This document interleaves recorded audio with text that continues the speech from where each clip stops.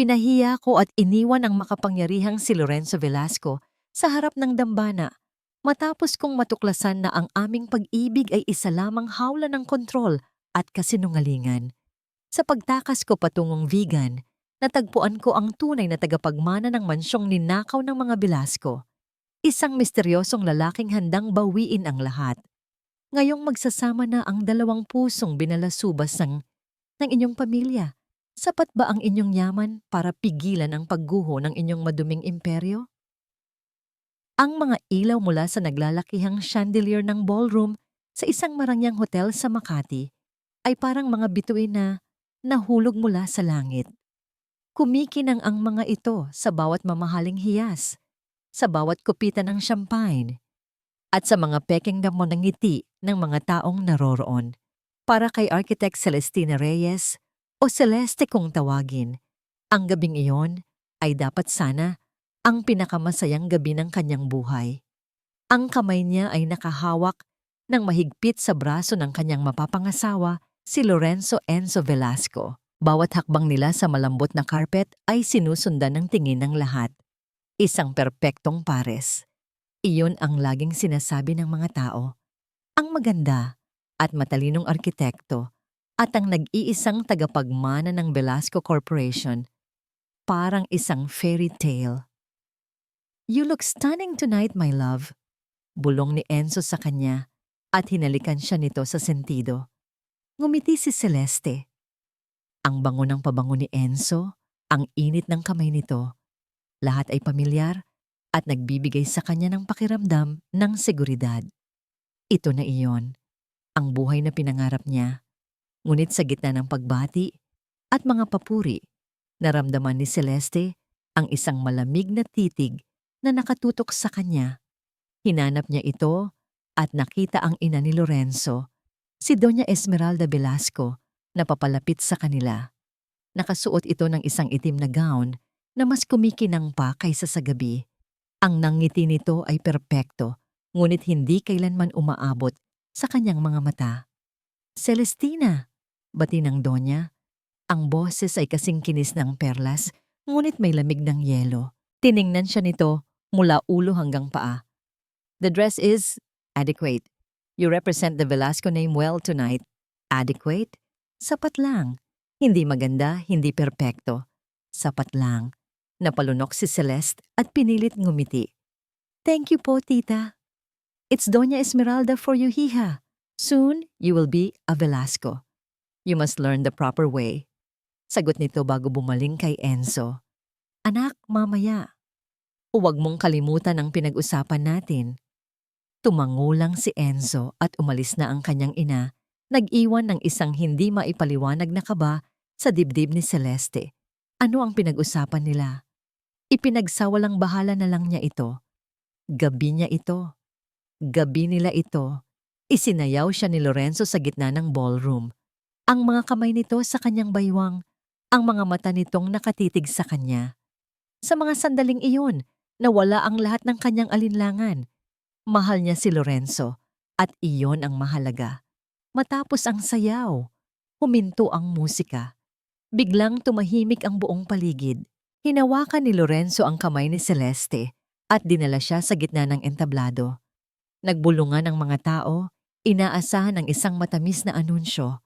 Ngumiti si Celeste, ang puso niya ay kumakabog sa pananabik.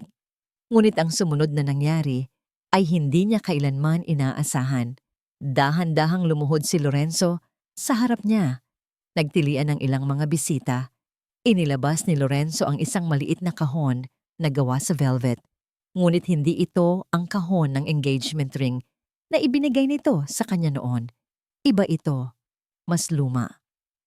"Celeste, my love," simula ni Lorenzo, ang boses ay malakas para marinig ng lahat. "You know how much I love you, and you know how important my family's traditions are." Napakunot ang noo ni Celeste. Hindi niya maintindihan. Binuksan ni Lorenzo ang kahon.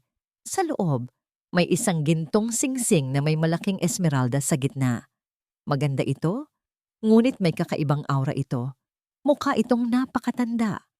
"My mother, Doña Esmeralda, has asked me to give this to you. Patuloy ni Lorenzo. This is a Velasco heirloom.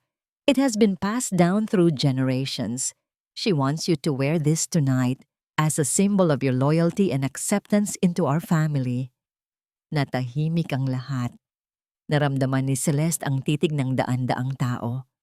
Ang titig ni Doña Esmeralda. Tumingin siya sa kanyang kamay, sa napakagandang diamanteng singsing na ibinigay sa kanya ni Lorenzo noong nag-propose ito.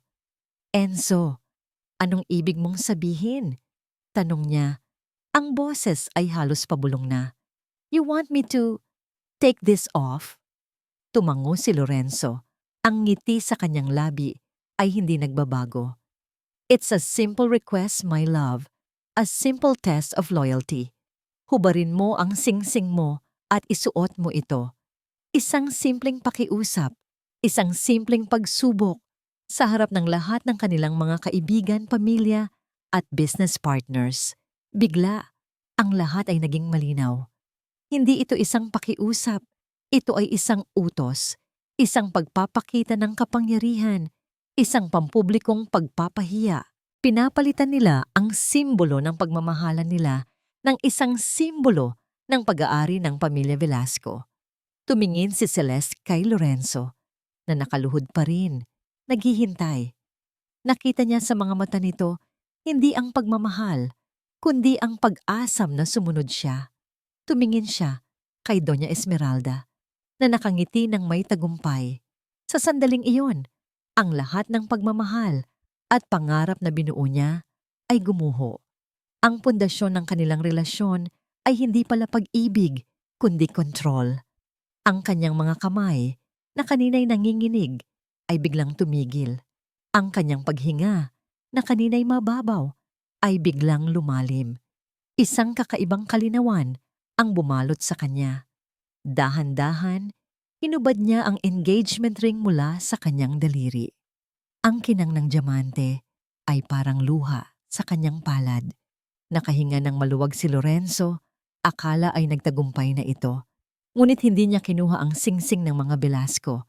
Tumayo si Celeste ng tuwid. Lumapit siya sa isang maliit na mesa sa tabi ng entablado. Maingat niyang ipinatong ang diamanteng singsing sa ibabaw nito. Ang tunog ng paglapat ng singsing sa salamin ay umaling-ongaw sa nakabibinging katahimikan. Hinarap niya si Lorenzo, na ngayon ay nakatayo na at gulat na nakatingin sa kanya. Tapos na tayo, sabi ni Celeste. Ang kanyang boses ay hindi malakas, ngunit ito ay matatag at malinaw. Puno ng dignidad, puno ng sakit. Pagkatapos ay tumalikod siya. Naglakad siya palayo sa entablado, palayo kay Lorenzo, palayo sa lahat ng mga matang nakatingin. Bawat hakbang ay mabigat, ngunit bawat hakbang ay nagpapalaya sa kanya. Narinig niya ang gulat na bulungan ng mga tao. Narinig niya ang galit na sigaw ni Lorenzo sa kanyang pangalan. Ngunit hindi siya lumingon. Nagpatuloy siya sa paglakad. Ang likod ay tuwid, ang ulo ay nakataas. Dinaanan niya ang malalaking pinto ng ballroom at lumabas sa malamig na hangin ng gabi. Iniwan ang lahat ng kasinungalingan sa likuran. Nang makasakay siya sa kanyang sasakyan at isara ang pinto, doon lamang siya huminga ng malalim. Ang katahimikan sa loob ng sasakyan ay isang kaligtasan. Habang umaandar ang sasakyan palayo sa hotel, ang mga kumikinang na ilaw ng Makati ay unti-unting lumabo. Naging mga maliliit na tuldok na lang sa dilim. At sa wakas, isang mainit na likido ang pumatak sa kanyang pisngi. Sinundan pa ito ng isa at isa pa. Ang pader na itinayo niya sa paligid ng kanyang puso ay gumuho at ang mga luha na kanina pa niya pinipigilan ay malayang dumaloy. Kasabay ng pag-agos ng sasakyan sa walang katapusang kalsada. Ang katahimikan sa loob ng kanyang condo unit ay mas nakabibingi pa kaysa sa ingay ng party na kanyang tinalikuran. Ang bawat sulok ng lugar na yon, isang espasyong maingat niyang idinisenyo para maging kanlungan nilang dalawa ni Lorenzo, ay puno na ngayon ng alaala ng isang kasinungalingan. Ang mga larawan nila sa ibabaw ng mesa, ang mga regalong nakatabi pa sa isang sulok, lahat ay parang mga multo ng isang pangarap na bigla na lang naging abo. Nakatayo si Celeste sa gitna ng sala, yakap-yakap ang sarili. Ang adrenaline mula sa kanyang pag-alis ay unti-unti nang nawawala at ang pumalit dito ay isang mabigat na pighati. Hindi na siya umiiyak, tila naubos na ang kanyang mga luha sa biyahe pauwi. Ang nararamdaman niya ngayon ay isang malalim na kahungkagan, isang pakiramdam na para siyang isang gusaling gumuho ang pundasyon. Biglang tumunog ang kanyang telepono, ang marahas na ringtone ay sumira sa katahimikan. Nakita niya ang pangalan ng kanyang ina sa screen. Huminga siya ng malalim bago sagutin. Ma. Celestina, ano itong nababalitaan ko? Tumatawag sa akin ang mga amiga ko. Nagtatanong kung ano ang nangyari. Totoo bang tinanggihan mo si Lorenzo sa harap ng lahat? Ang boses ng kanyang ina ay puno ng pagkataranta at hindi makapaniwala. Ma, I had to. Mahinang sagot ni Celeste. Ang pagod ay bakas sa kanyang boses. You had to. Anak, alam mo ba kung anong ginawa mo? Ito na ang pangarap natin para sa'yo. Ang pamilya Velasco. Isang magandang buhay. Sinira mo ang lahat dahil lang sa isang singsing. Hindi lang yon tungkol sa singsing, ma. Giit ni Celeste. Ang pait ay gumuhit sa kanyang lalamunan. It was about respect. Hindi niyo nakita kung paano nila ako tinrato. Para akong isang bagay na kailangan lang nilang hubugin ayon sa gusto nila. Respeto? Celestina, minsan kailangan nating nunukin ang pride natin para sa mas magandang kinabukasan. Ano na lang ang sasabihin ng mga tao? Pinagmukha mong kahiya-hiya ang pamilya natin. Ang mga salitang yon ay parang mga punyal na tumusok sa puso ni Celeste. Maging ang sarili niyang ina. Ang kinabukasan ko po ay hindi nakasalalay sa isang apelyido, ma. At mas kahiya-hiya kung hahayaan kong tapak-tapakan ang pagkatao ko. Narinig niya ang malalim na pagbuntong hininga ng kanyang ina sa kabilang linya. Hindi mo naiintindihan, anak, hindi mo naiintindihan ang mundong pinasok mo. At pagkatapos ay ibinaba nito ang telepono. Napaupo si Celeste sa sofa. Ang telepono ay dumulas mula sa kanyang kamay. Pakiramdam niya ay nag-iisa siya sa buong mundo.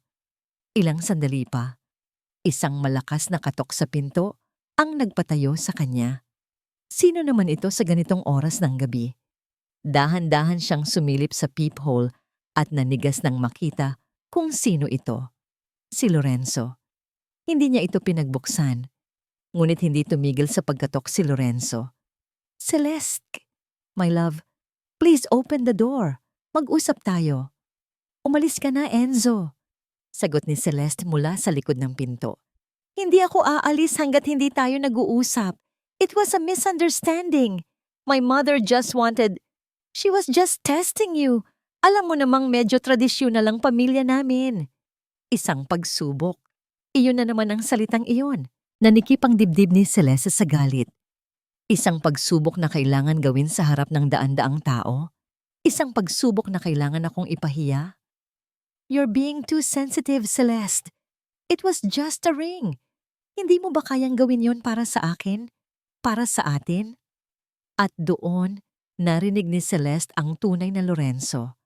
Walang pagsisisi, walang pag-unawa, tanging paninisi sa kanya. Ang lahat ng pag-aalinlangan na maaaring mayroon pa siya ay naglaho. There is no us anymore, Lorenzo. Umalis ka na. Narinig niya itong sumuntok sa pinto sa sobrang frustrasyon bago tuluyang tumahimik at umalis ang mga yabag nito. Hindi na niya kaya. Hindi na niya kayang manatili sa apartment na yon. Ang mga pader ay tila lumiliit at sinasakal siya ng mga alaala. Kailangan niya ng hangin. Kailangan niyang makalayo.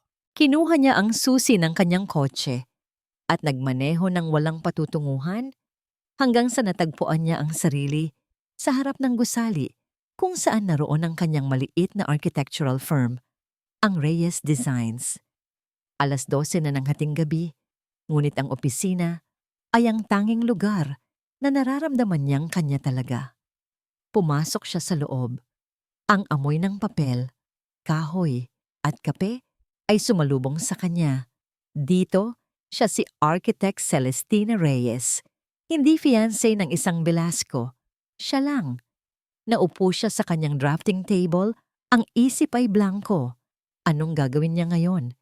Ang kanyang pinakamalaking kliyente ay ang Velasco Corporation. Siguradong babawiin nila ang lahat ng proyekto.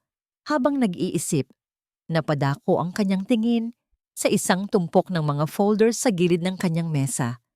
Mga proyektong hindi niya natanggap, mga planong hindi natuloy. At sa ilalim ng lahat, may isang manipis na folder na may nakasulat, Vigan Heritage House Restoration. Kinuha niya ito dahil sa kuryosidad. Isang kliyente mula sa isang historical society ang lumapit sa kanya 6 na buwan na ang nakalipas. Ngunit tinanggihan niya ito dahil masyado siyang abala sa mga proyekto ng Velasco.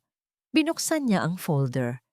Sa loob ay mga litrato ng isang luma, halos gumuguhong bahay na bato sa Vigan. Ang mga bintanang kapis ay basag, ang pintura sa mga pader ay tuklap-tuklap na, at ang hardin ay nilamon na ng mga ligaw na halaman. Ngunit sa kabila ng pagkasira nito, nakita ni Celeste ang kagandahan. Ang matatag na pundasyon, ang masalimuot na ukit sa kahoy, ang dignidad ng istruktura. May kwento ang bawat sulok nito. May kaluluwa. Hindi niya namalayan ang oras habang tinititigan ang mga litrato. Naramdaman niya ang isang kakaibang koneksyon sa bahay. Ito ay nasaktan, napabayaan, at tinalikuran. Tulad niya. Ngunit nakatayo pa rin ito, matatag at mayabang. Naghihintay. Naghihintay na may isang taong makakita sa potensyal nito, na may isang taong handang buuin itong muli. Isang ideya ang biglang pumasok sa kanyang isip. Isang ideyang nakatutuwang isipin, ngunit nagbigay ng isang kislap ng pag-asa sa kanyang madilim na mundo. Ang pag-alis. Ang pagtakas. Ang pagsisimula muli. Hindi na siya nagdalawang isip. Kinuha niya ang kanyang telepono at hinanap ang numero ng project manager sa Vigan na nakasulat sa folder. Gabi na, pero sumugal siya. Nagring ito ng ilang beses bago may sumagot na inaantok na boses. Hello? Good evening, Mr. De Guzman. My apologies for calling so late. Sabi ni Celeste. Ang kanyang boses ay biglang naging profesional at puno ng determinasyon. This is Architect Celestina Reyes. I'm calling about the Vigan Heritage House project. I've reconsidered. Kung available pa po ang proyekto, gusto ko pong sabihin na huminga siya ng malalim at sa pagsasalita niya ng mga sumunod na salita, naramdaman niya ang pag-angat ng isang mabigat na tanikala mula sa kanyang puso. Tinatanggap ko ang proyekto.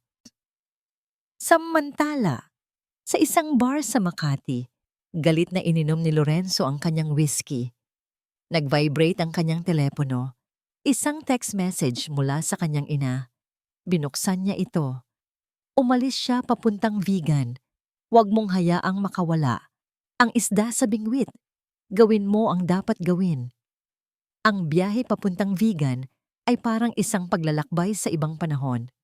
Habang papalayo ang bus mula sa magulo at sementadong gubat ng Maynila, unti-unting napapalitan ang tanawin ng malalawak na bukirin at mga lunti ang kabundukan. Para kay Celeste, ang bawat kilometrong nilalakbay niya palayo ay 1 kilometro palayo sa sakit, sa kahihiyan, at sa isang buhay na akala niya ay para sa kanya. Pagdating niya sa Vigan, isang kakaibang kapayapaan ang sumalubong sa kanya. Ang hangin ay mas malinis, ang takbo ng buhay ay mas mabagal. Sumakay siya sa isang kalesa at ang tunog ng mga kabayong yumayapak sa batong kalsada ng Calle Crisologo ay parang musika sa kanyang pandinig. Ang mga bahay na bato na may daan-daang taon nang nakatayo ay tila mga matatandang nagbabantay, mga saksi sa hindi mabilang na kwento ng pag-ibig, tagumpay at kabiguan. Dito, ang nakaraan ay hindi basta-basta kinakalimutan. Ito ay niyayakap at pinahahalagahan.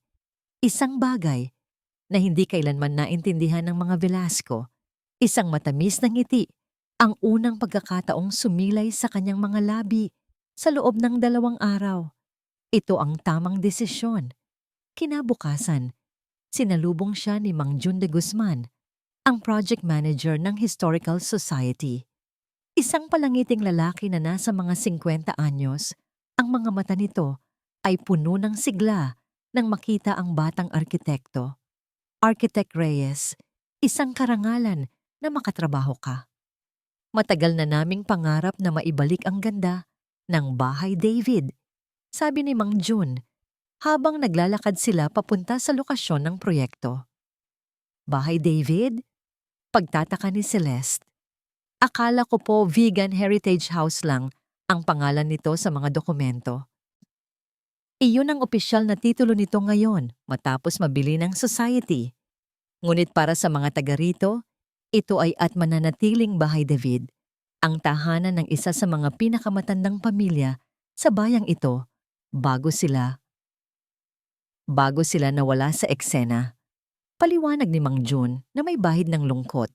Nang sa wakas ay tumayo sila sa harap ng bahay, napahinto si Celeste. Mas malaki at mas maringal ito kaysa sa mga litrato. Oo, sira na ang ilang bahagi nito, ngunit ang istruktura ay nananatiling matatag. Ang mga haliging nara ay matibay pa rin. Ang mga rehas na bakal sa mga bintana ay may masalimuot na disenyo. At sa kabila ng lahat, mayroon itong aura ng isang reyna na tumatangging yumuko sa paglipas ng panahon. She's beautiful, bulong ni Celeste, hindi sa project manager, kundi sa bahay mismo. Pumasok sila sa loob. Ang sahig ay umalog sa bawat hakbang. Ang alikabok ay sumasayaw sa sinag ng araw na tumatagos sa mga butas ng bubong. Ngunit nakita ni Celeste ang lahat. Ang dating maluwag na sala, ang engranding hagdanan, ang mga kwartong dating puno ng tawanan at buhay. Naramdaman niya ang kaluluwa ng bahay at nangako siya sa sarili na gagawin niya ang lahat upang maibalik ang dating karangalan nito. Habang masusi niyang sinusuri ang isang gumigewang na poste sa beranda, isang malakas at magaspang na boses ang bumasag sa kanyang konsentrasyon. Huwag mong sandalan yan, babagsak yan kasama mo. Napalingon si Celeste at nakita ang isang lalaki. Nakasuot ito ng simpleng puting t-shirt at maong na pantalon na may mga mantsa ng pintura at alikabok. Ang balat niya ay kayumanggi, sinunog ng araw. Ang mga braso niya ay matipuno at ang mga kamay ay halatang sanay sa mabibigat na gawain. Ngunit ang mga mata niya, ang mga yun ay matalim at seryoso at nakatitig sa kanya na para bang sinusuri ang bawat pulgada ng kanyang pagkatao. And who might you be? Tanong ni Celeste, bahagyang nairita sa biglaang pagsulpot at sa tono ng lalaki. Ako si Elias, isa sa mga karpintero. Maikling sagot nito bago ibinaling ang tingin sa posteng tinitingnan ni Celeste. Malambot na ang pundasyon niyan. Kailangan palitan ang buong poste, hindi lang basta kumpunihin. Binuklat ni Celeste ang kanyang mga preliminary sketches. According to my initial assessment, a reinforcement using steel brackets should be enough. Replacing the entire post would be too costly. Isang sarkastikong ngiti ang gumuhit sa labi ni Elias. At sasayangin mo lang ang pera sa bakal mo, Ma'am Architect. Ang anay ay nasa loob na ng kahoy. Isang malakas na bagyo lang, bibigay yan. Hindi mo nakikita ang nasa loob sa pagtingin lang sa labas. Ang paraan ng pagsasalita nito, ang tila paghamak sa kanyang propesyonal na opinyon, ay nagpainit ng ulo ni Celeste. Pagkatapos ng lahat ng pinagdaanan niya, ang kahuli-hulihang kailangan niya ay isang aroganteng karpintero na kumukwestiyon sa kanyang kakayahan. Itinikom niya ang kanyang folder at hinarap ito ng may awtoridad. Look, Mr. Elias, I am the lead architect of this project. I appreciate your input, but I have been designing and building structures for years. I think I know what I'm doing. Hindi natinag si Elias. Tinitigan lang siya nito ng diretso sa mata. Ang titig na yon ay tila tumatagos na para bang nakikita nito hindi lang ang arkitekto, kundi ang babaeng tumatakbo mula sa Maynila. Ang pagdidisenyo ng mga bagong gusali sa Maynila ay iba sa pagbubuo muli ng isang matandang bahay dito sa Vigan, sabi ni Elias sa isang mahinahon ngunit matatag na boses. Ang mga bahay dito ay may alaala. Kailangan mo munang pakinggan ang kwento nila bago mo sila simulan. Pagkasabi noon, tumalikod ito at naglakad palayo. Kinuha ang kanyang mga gamit sa isang sulok at nagpatuloy sa pagtatrabaho na para bang walang nangyari. Naiwan si Celeste na nakatayo roon, nanginginig sa inis at pagkapahiya. Sino ang lalaking iyon para pagsabihan siya ng ganoon? Sinubukan niyang ipagsawalang bahala ang sinabi nito at magpatuloy sa kanyang pagsusuri. Ngunit ang mga salita ni Elias ay umalingaw-ngaw sa kanyang isipan. Hindi mo nakikita ang nasa loob sa pagtingin lang sa labas. Gabi na nang bumalik si Celeste sa kanyang tinutuluyang silid. Ang inis niya kay Elias ay hindi pa rin nawawala. Para patunayan sa sarili na tama siya, binuksan niya ang kanyang laptop at tiningnan ang mga detailed structural report at mga lumang blueprint ng bahay na ipinadala sa kanya ng society. Hinanap niya ang bahagi tungkol sa mga poste ng beranda. Nag-zoom in siya sa mga technical drawing at doon nakita niya ito. Isang maliit na notasyon mula sa orihinal na arkitekto, mahigit 100 taon na ang nakalipas. Nakasulat sa lumang Espanyol, ngunit naintindihan niya ang ibig sabihin. Isang babala tungkol sa isang partikular na uri ng anay na karaniwan sa lugar na yon, na kumakain sa kahoy mula sa loob palabas, na halos walang iniiwang bakas sa labas. Hanggang sa huli na ang lahat, napahawak si Celeste sa kanyang bibig. Ang karpintero, si Elias, tama siya. Mula sa simula, tama siya. Napatingin si Celeste sa bintana sa madilim na gabi ng Vigan. Isang tanong ang nabuo sa kanyang isipan. Isang tanong na nag-alis sa lahat ng kanyang inis at pinalitan ito ng isang malalim at nakakabalisang kuryosidad. Sino nga ba talaga si Elias? Ang bawat sulok ng bahay David ay pamilyar kay Elias. Ang bawat gasgas sa sahig na kahoy, ang bawat ukit sa mga haligi, ang amoy ng lumang nara na pinaghalong alikabok at alaala. Lahat ay nakatatak sa kanyang pagkatao. Ito ang kanyang tahanan. O mas tamang sabihin, ito dati ang kanyang tahanan. Ngayon, isa na lang siyang karpintero sa sarili niyang pamamahay, isang anino na nagbabantay sa mga guho ng kanyang nakaraan. Mula pa noong bata siya, dito na siya naglalaro. Naaalala pa niya ang tawa ng kanyang ina habang naghahabulan sila sa malawak na sala.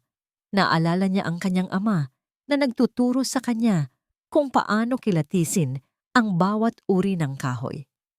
Naalala niya ang kanyang lolo na nagkukwento tungkol sa mga ninuno nilang nagtayo ng bahay na ito gamit ang kanilang dugo at pawis.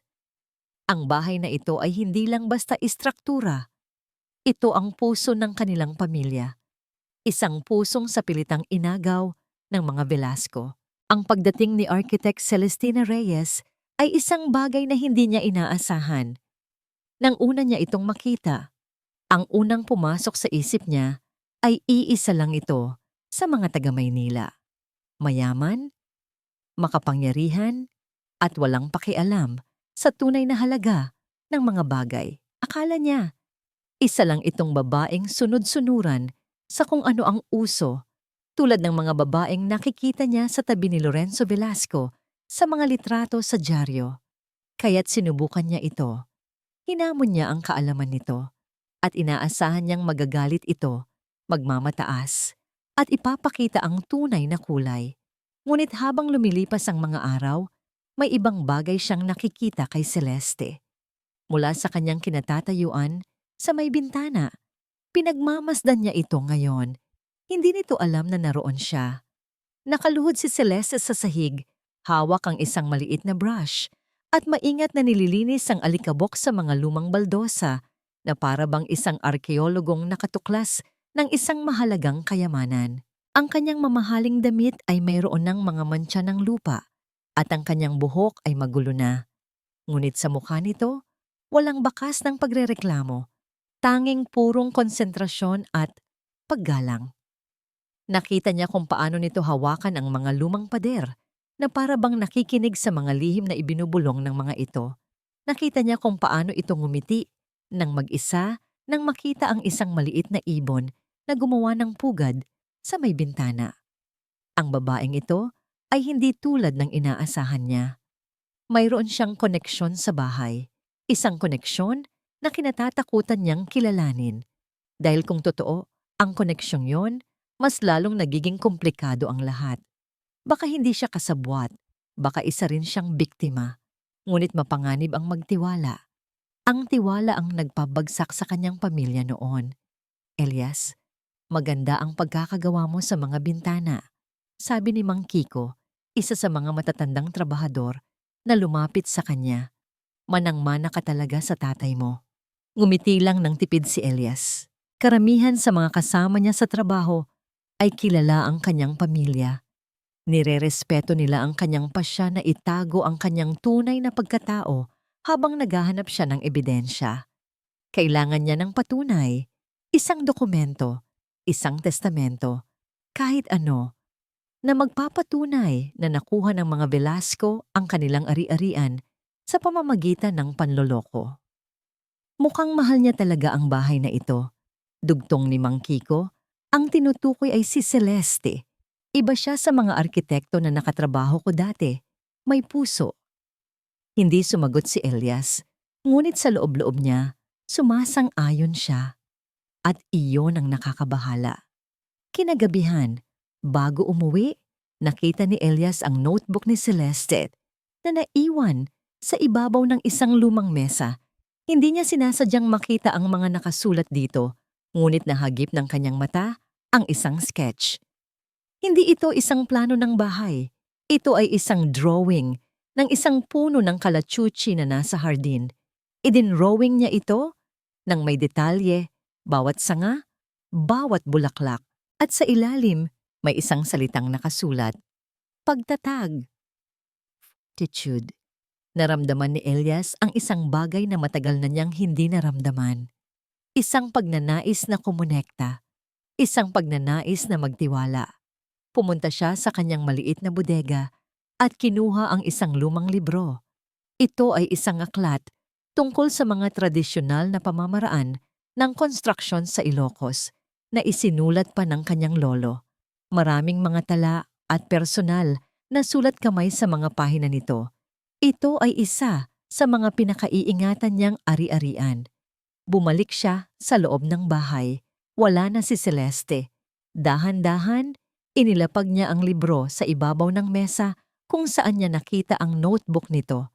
Inayos niya ito sa paraang malinaw na hindi ito aksidenteng naiwan, kundi sadyang inilagay doon para makita. Ito ay isang maliit na hakbang, isang sugal, isang paraan ng pagsasabi na iintindihan kita nang hindi ginagamit ang mga salita. Habang naglalakad siya pauwi sa ilalim ng mga bituin sa vegan, ang imahe ni Celeste na nakaluhod sa sahig ay bumalik sa kanyang isipan. Ang babaeng ito, na dumating na parang isang bagyo, ay maaaring ang bagyo na kailangan niya. Isang bagyo na maaaring tuluyang magpabagsak sa mga natitirang pader ng kanyang puso. O isang bagyo na lilinis sa lahat ng dumi at magbibigay daan sa isang bagong simula. Ngunit habang papalapit siya sa kanyang tinutuluyang apartment, natigilan siya. Isang itim at makintab na sasakyan ang nakaparada sa tapat ng kalsada. Isang sasakyang pamilyar na pamilyar sa kanya. Ang plaka nito ay mula sa Maynila. Biglang bumilis ang tibok ng kanyang puso. Dumilim ang kanyang mukha. Itinago niya ang sarili sa isang madilim na eskinita at nagmasid. Bumukas ang pinto ng sasakyan. At mula sa loob, lumabas ang isang lalaking nakasuot ng mamahaling suit Ang buhok ay maayos na naka-slick back. Ang mukha ay puno ng arogansya na hindi maipagkakaila. Lorenzo Velasco. Nandito siya.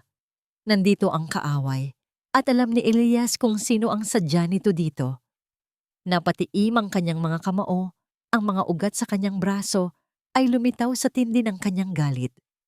Ang maliit na pag-asa na nagsimulang tumubo sa kanyang dibdib kanina ay biglang nagyelo, dinurog, at naging purong yelo ng pagkamuhi yang ahas. Sumunod ang ahas sa Vigan. Mula sa dilim ng eskinita, pinanood ni Elias ang bawat kilos ni Lorenzo. Ang pagtingin nito sa paligid, sa mga lumang bahay, sa tahimik na kalsada ay puno ng paghamak na para bang isang basurahan ang napuntahan niya na hindi nababagay sa kinang ng kanyang sapatos.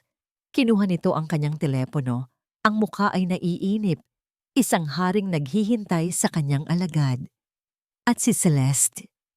Ang lahat ng nakita niyang kabutihan sa babae kanina, ang kanyang paggalang sa bahay, ang kanyang talento, ang kanyang kalungkutan, lahat ay biglang nabahira ng duda. Isa lang ba itong palabas? Isang bitag? Ipinadala ba siya rito para paikutin ang lahat para tiyakin na ang bahay David ay mananatili sa kamay ng mga magnanakaw? At siya, sa isang saglit na kahinaan, ay muntik ng maniwala. Ang libro ng kanyang lolo, ang iniwan niya para sa kanya, isang pagkakamali, isang hangal na pagkakamali. Naramdaman niya ang pag-init ng kanyang mukha sa kahihiyan. Ibinaba niya ang pader na matagal niyang itinayo at ito ang agad na pumasok. Dahan-dahan, umatras si Elias, palayo sa liwanag, mas malalim pa sa mga anino. Hindi siya maaaring makita. Hindi pa ngayon. Ang laban na ito ay kailangang laruin ng matalino.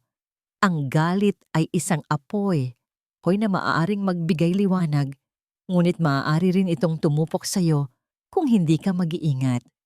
Nakita niyang nagsimulang maglakad si Lorenzo patungo sa direksyon ng paupahang bahay kung saan tumutuloy si Celeste. Ang bawat hakbang nito sa lupaing dapat ay sa kanya ay isang insulto, isang sampal sa alaala ng kanyang mga ninuno. Ang laro ay nagbago na. Hindi na ito simpleng pagmamasid at paghihintay. Mayroon ng direktang banta. Ang kaaway ay nasa loob na ng kanyang teritoryo. Habang pinagmamasdan niya ang papalayong anyo ni Lorenzo, isang malamig at matigas na determinasyon ang pumalit sa kanyang galit. Isang pangako ang binuo niya sa kanyang sarili. Isang sumpang sinaksihan ng mga lumang pader ng Vigan. Hindi na lang ito tungkol sa pagkuha ng ebidensya. Laban na itapuno ito at hindi siya papayag na ang babaeng iyon, kasama ang ahas na dala nito, ang siyang tuluyang gigiba sa huling pundasyon ng kanyang pagkatao. Kinabukasan, maagang dumating si Celeste sa bahay David. Dala ang isang bagong determinasyon. Ang aklat na iniwan para sa kanya sa mesa. Isang aklat na halatang luma at pinag-ingatan. Ay tila isang alok ng kapayapaan, isang tahimik na pag-amin mula kay Elias. Magdamag niyang binasa yon at ang bawat pahina ay nagbukas ng kanyang isipan hindi lang sa arkitektura ng Vigan, kundi sa kaluluwa nito. Ngayon, handa na siyang humingi ng tawad sa kanyang pagiging arogante noong una silang nagkita. Ngunit ang kapayapaang yon ay biglang naglaho nang makita niya ang isang pamilyar na itim na sasakyan na nakaparada sa labas ng bahay. Nanlamig ang buo niyang katawan. Hindi maaari. At doon, nakatayo sa harap ng bahay, na para bang siya ang nagmamay-ari nito, ay si Lorenzo Velasco. Nakasuot ito ng puting linen suit, isang malaking kaibahan sa magaspang na kagandahan ng paligid. May dala itong isang malaking buke ng mga rosas. "Surprise, my love," sabi ni Lorenzo. Ang ngiti ay kasing lapad ng kanyang pagtitiwala sa sarili. "I couldn't stand being away from you. I came here to take you back." Para kay Celeste, ang kanyang pagdating ay hindi isang sorpresa, kundi isang bangungot. Ang Vigan ay ang kanyang kanlungan, at sinira ito ni Lorenzo sa kanyang pagdating. "What are you doing here, Enzo?" Tanong niya. Ang boses ay malamig. "I told you, it's over." "It's not over until I say it's over," sagot ni Lorenzo.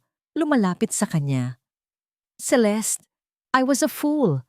My mother, she influenced me. But I'm here now. I'll do anything. Let's go home." Sinubukan niyang hawakan ng kamay ni Celeste, ngunit umiwas ito. "My home is here now. My work is here." Tumingin si Lorenzo sa bahay na nasa likuran nila. Ang mukha ay puno ng pagkasuklam. "This pile of ruins? You chose this over me? Over our life in Manila? This pile of ruins has more integrity and character than you'll ever have." Matigas na sagot ni Celeste.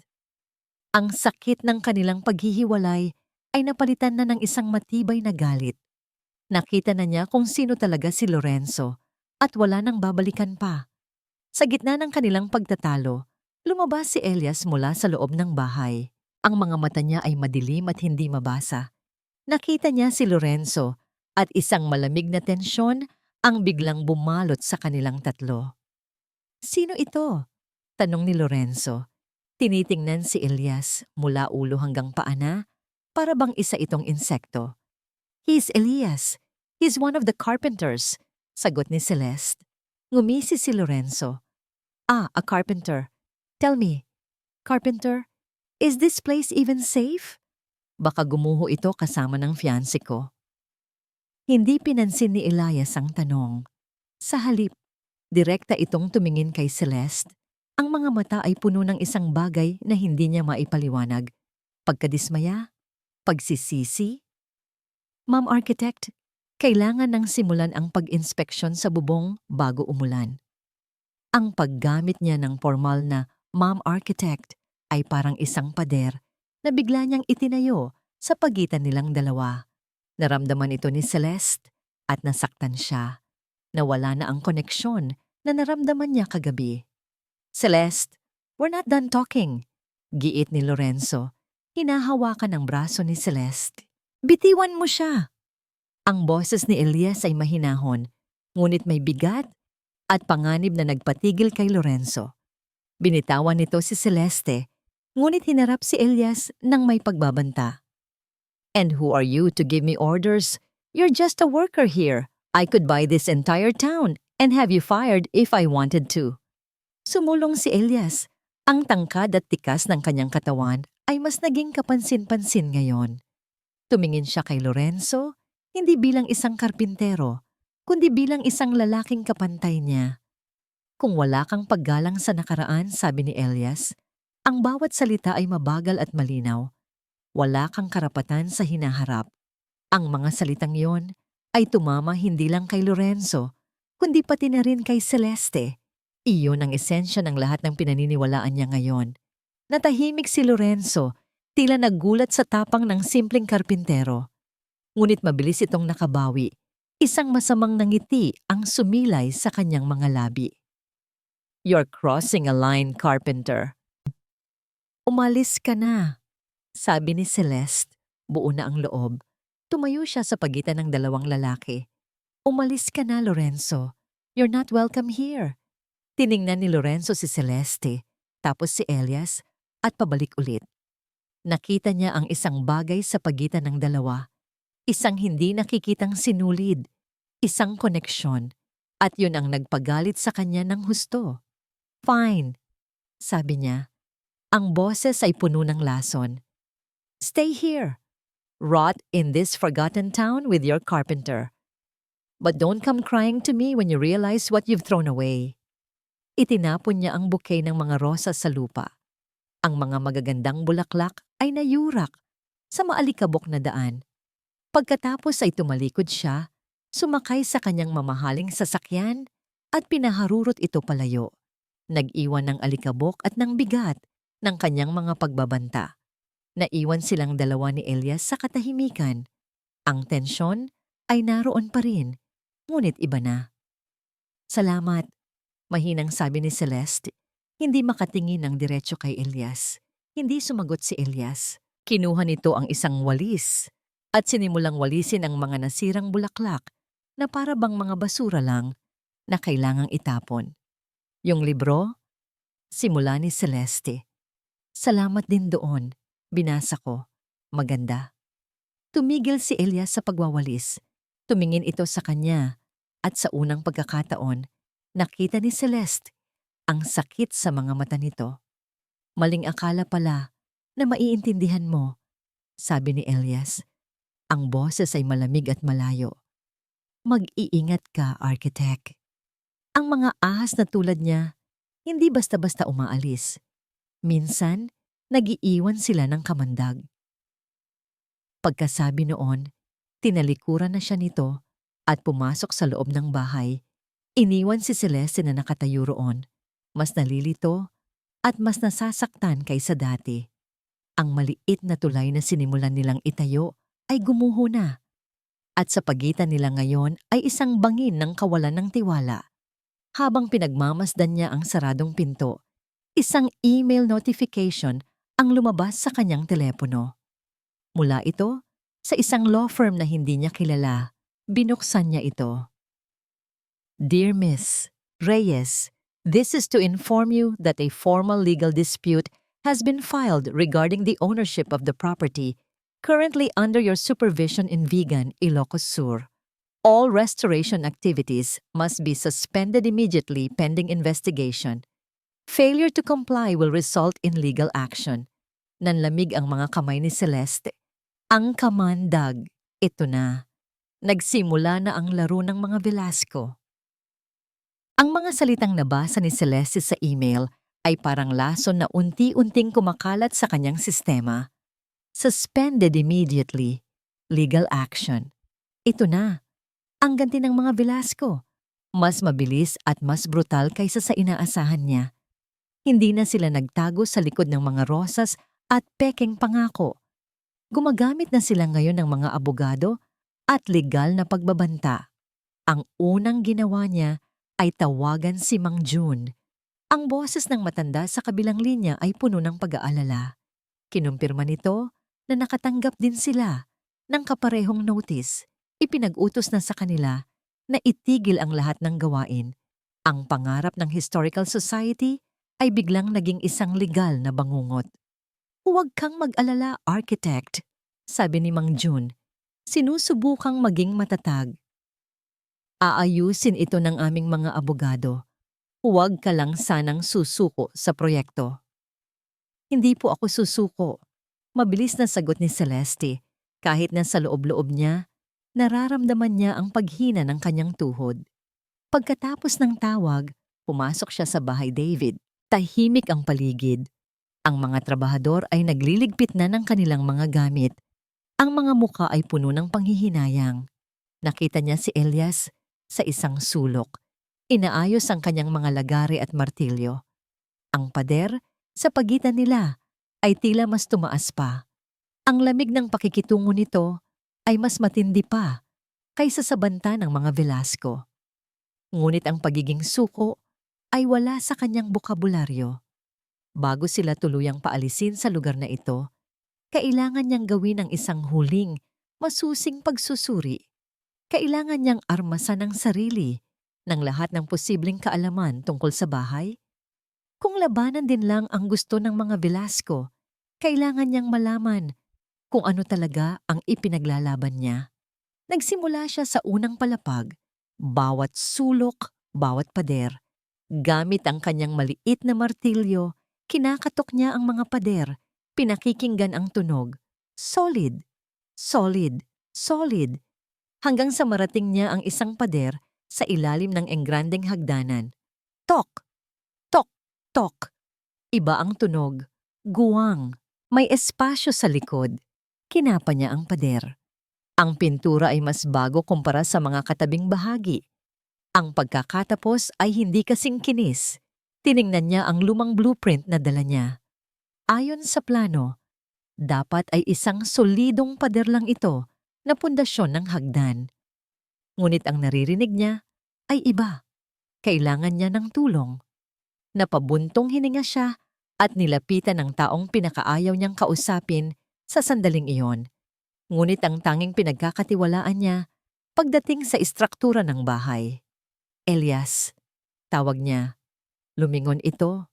Ang mga mata ay walang emosyon. Can you look at this? Sabi ni Celeste. Itinuturo ang pader. The sound is different. I think it's hollow. Walang salitang lumapit si Elias. Kinatok din niya ito. Tiningnan ang mga gilid. Hinaplos ang ibabaw. Pagkatapos ay tumingin ito sa kanya. At sa isang saglit, nakita niya ang isang kislap ng interes sa mga mata nito. Hindi ito orihinal na pader, sabi ni Elias. Idinagdag lang ito. That's what I thought. Can we open it? Nag-alinlangan si Elias. Bawal na tayong magtrabaho dito, architect. This isn't work. This is an inspection. Git ni Celeste, ang boses ay may determinasyon. Bago nila selyuhan ang lugar na ito, kailangan nating malaman kung ano ang nasa likod niyan. Tinitigan siya ni Elias ng matagal, na para bang tinitimbang ang kanyang mga salita. Sa wakas tumango ito. Kumuha ito ng maso at pait. Tumabi ka. Nagtrabaho sila ng may perpektong koordinasyon kahit hindi sila nag-uusap. Itinuturo ni Celeste kung saan dapat magsimula at sinusunod ito ni Elias ng may ingat. Ang tunog ng maso na tumatama sa pader ay umalingaw-ngaw sa tahimik na bahay. Sa bawat pirasong bumabagsak, mas lalong bumibilis ang tibok ng puso ni Celeste. Nang sa wakas ay makagawa sila ng sapat na butas, isang amoy ng lumang kahoy at hangin na matagal nang hindi nasisikatan ng araw ang sumalubong sa kanila. Isang maliit at madilim na silid, isang lihim na silid. Ginamit ni Celeste ang flashlight ng kanyang telepono at itinutok ito sa loob.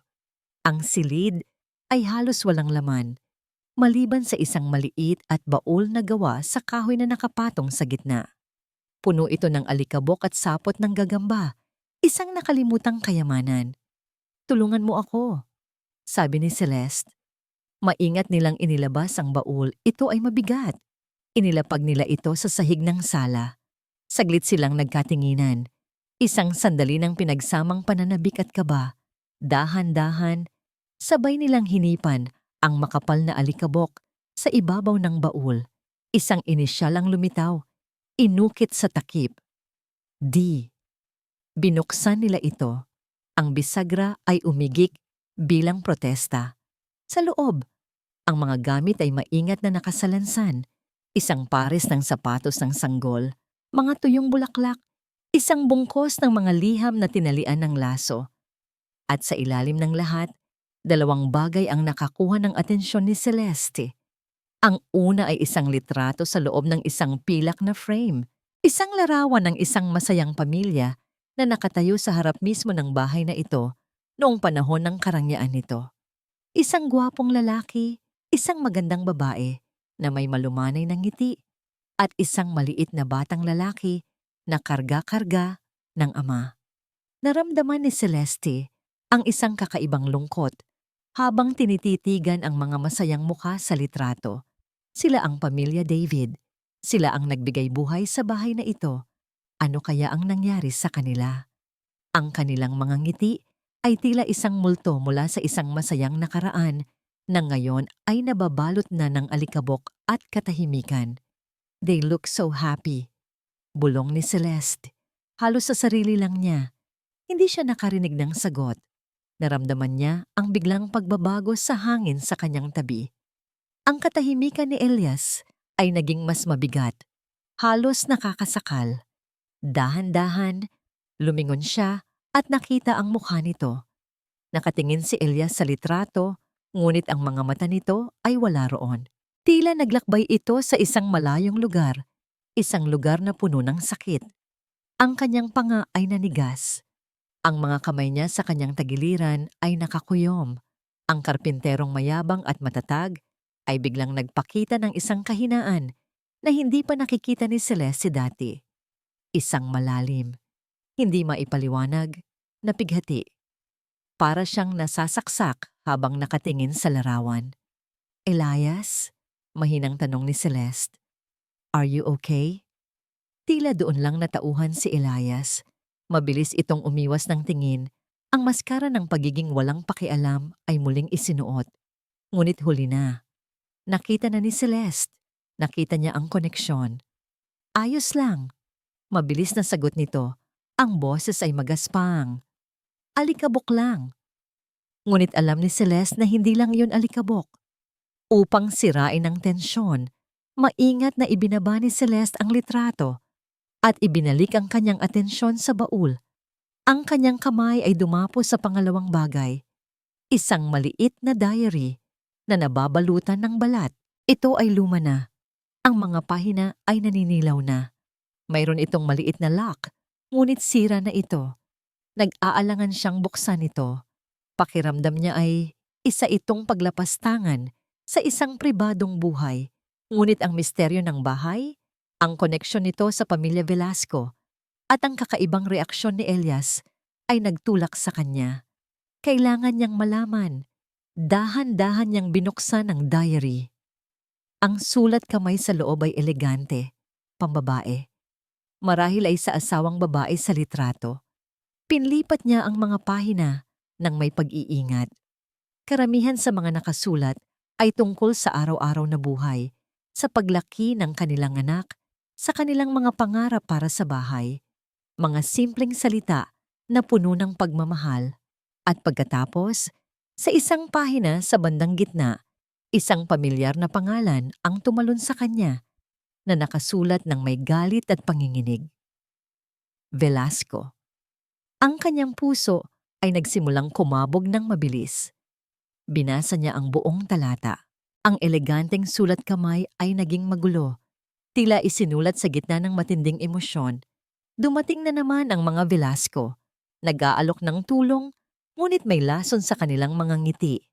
Ang kanilang mga mata ay parang mga buwitreng nag-aabang sa aming pagbagsak. Sinasabi ng asawa ko na magtiwala, ngunit hindi ko kaya. Mayroon akong masamang kutob. Nilaktawan niya ang ilang pahina. Ang tono ay mas lalong naging desperado. At sa huling entry na nakasulat sa dulo ng isang pahina, na para bang naubusan na ng lakas ang nagsusulat, nabasa niya ang mga salitang nagpayanig sa kanyang buong mundo. Ang mga Velasco ay mga ahas. Ninakaw nila ang lahat sa amin. Ang mga salita sa diary, ang mga Velasco ay mga ahas. Ninakaw nila ang lahat sa amin. Ay parang kidlat na tumama kay Celeste. Ang lahat ng piraso ng palaisipan ay biglang nag-ugnay-ugnay. Ang biglaang legal dispute, ang pagdating ni Lorenzo, ang pamilyaridad ni Elias sa bahay, ang sakit sa kanyang mga mata nang makita ang litrato. Lahat ay konektado. At sa gitna ng lahat ng ito ay ang madilim na anino ng pamilyang muntik na niyang maging kabiyak. Nanginginig ang kanyang mga kamay habang hawak ang diary. Itinaas niya ang kanyang tingin mula sa lumang papel at sinalubong ang mga mata ni Elias. Ang lalaki ay nakatayo pa rin doon.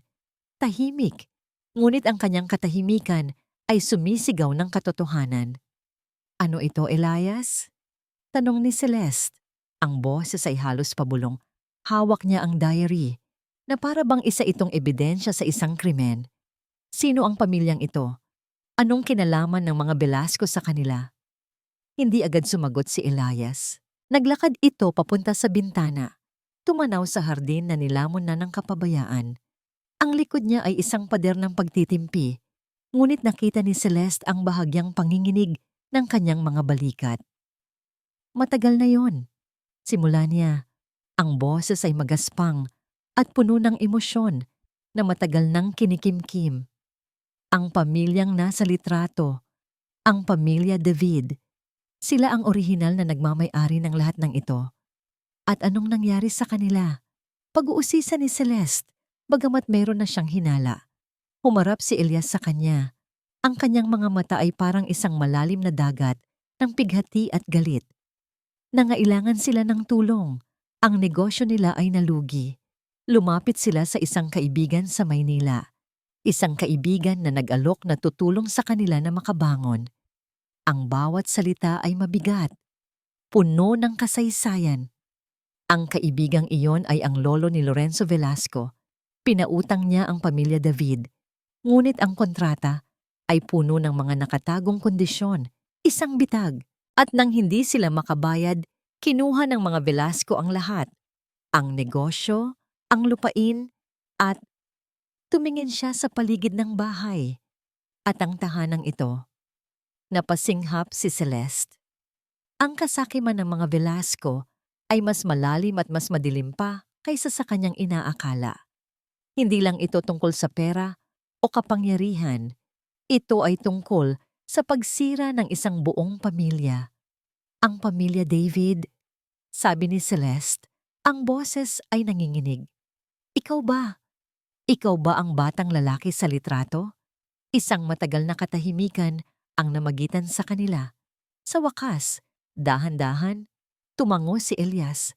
Ang pag-amin na yon ay sumira sa lahat ng pader sa pagitan nila. Hindi na siya si Elias ang karpintero. Siya si Elias David, ang tagapagmana. Ang huling piraso ng isang nasirang pamilya. At si Celeste, siya ang babaeng muntik nang maging bahagi ng pamilyang sumira sa kanila. Ang sakit at kahihiyan na naramdaman niya ay halos hindi niya makaya. Kaya ka nandito, bulong niya. Sinusubukan mong bawiin kung ano ang sa inyo. Sinusubukan kong hanapin ang hustisya. Pagtatama ni Elias, ang boses ay tumigas. Bigla, isang malamig na alaala ang bumalik sa isip ni Celeste. Isang imahe na sinubukan niyang kalimutan, ngunit ngayon ay bumalik ng may nakakakilabot na kalinawan.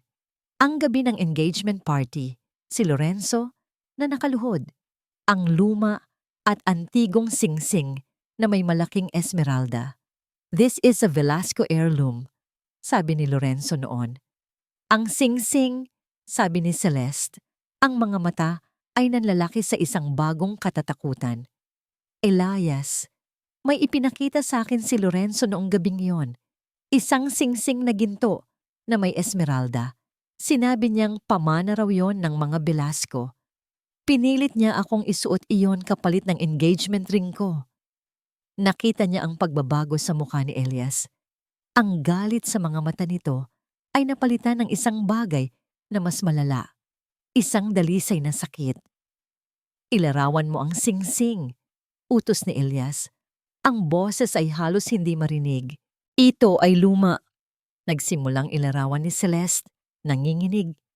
May mga ukit ng dahon sa gilid at ang esmeralda. May maliit itong gasgas sa isang sulok na tila isang bituin. Hindi na niya natapos ang sasabihin. Napasuntok si Elias sa pinakamalapit na haligi. Ang tunog ng kanyang kamao laban sa matigas na kahoy ay umalingaw-ngaw sa buong bahay. Hindi niya ito pinansin. Sumandal siya sa haligi.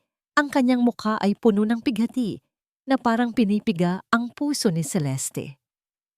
Ang singsing na iyon, sabi ni Elias, ang boses ay basag. Hindi iyon pamana ng mga Velasco. Iyon ang huling natirang pag-aari ng ina ko. Ibinenta niya ang lahat para sa gamot ng aking ama, pero hindi niya binitawan ang singsing na yon. Iyon ang wedding ring niya. Isinangla niya yon sa lola ni Lorenzo na may pangakong tutubusin din. Pero hindi na ito ibinalik. Kinuha nila ito bilang tropeyo, bilang simbolo ng kanilang tagumpay laban sa amin. Ang katotohanan, ito na ang buong, nakakakilabot, at brutal na katotohanan. Ang pagpapahiyang dinanas ni Celeste sa gabing iyon ay hindi lang tungkol sa kanya. Hindi lang ito isang simpleng pagsubok ng katapatan. Ito ay isang masalimuot at malupit na ritual. Isang pagpapakita ng kapangyarihan ng mga Velasco, hindi lang sa kanya, kundi sa mga multo ng nakaraan. Ginamit nila siya bilang isang instrumento upang muling saktan at yurakan ang alaala ng pamilya David. Napahawak si Celeste sa kanyang bibig. Ang mga luha ay nagsimulang mamuo sa kanyang mga mata.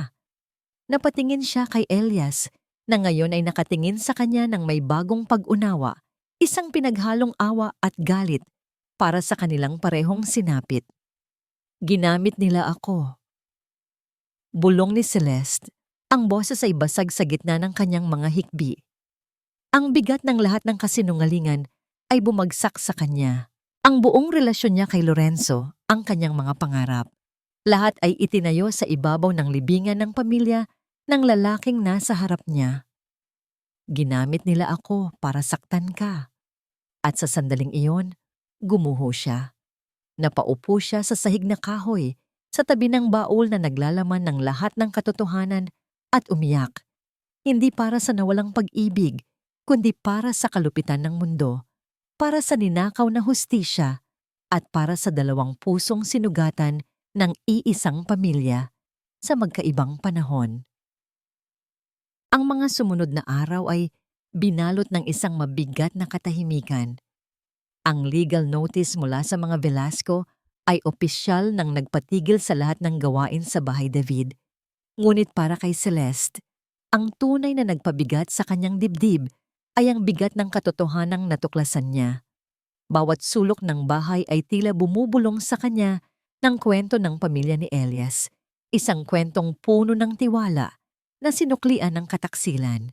Ang pakiramdam ng pagkakasala, kahit na wala siyang direktang kinalaman sa nakaraan, ay kumakain sa kanya. Paano siya naging bulag? Paano niya hindi nakita ang kasamaan sa likod ng mga ngiti at kayamanan ng mga Velasco? Sinubukan niyang iwasan si Elias. Hindi niya alam kung paano siya haharap dito. Anong sasabihin niya?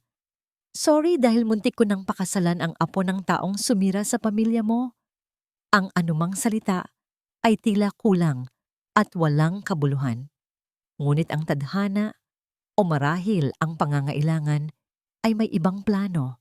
Isang hapon, habang nag-iisa siyang naglalakad sa Calle Crisologo, sinusubukang linawin ang kanyang isip. Isang pamilyar na boses ang tumawag sa kanyang pangalan. Celeste! Napahinto siya at ang kanyang puso ay tila tumigil din sa pagtibok. Lumingon siya at nakita si Lorenzo papalapit sa kanya. Ngunit ngayon, ang mukha nito ay hindi na nagpapakita ng pekeng pagsusumamo. Sa halip, ito ay puno ng pagtitiwala sa sarili, na para bang siya ang may hawak ng lahat ng baraha.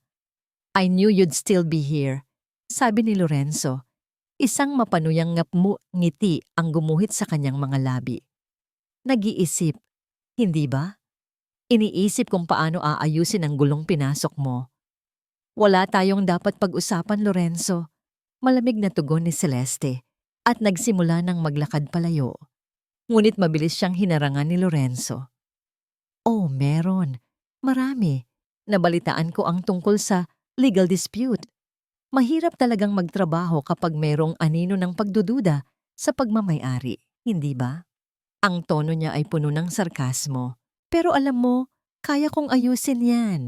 Sa isang tawag ko lang, mawawala ang lahat ng problema mo. Ang kailangan mo lang gawin ay bumalik sa akin. Hindi makapaniwala si Celeste sa kanyang naririnig. Ang kapal ng mukha nito.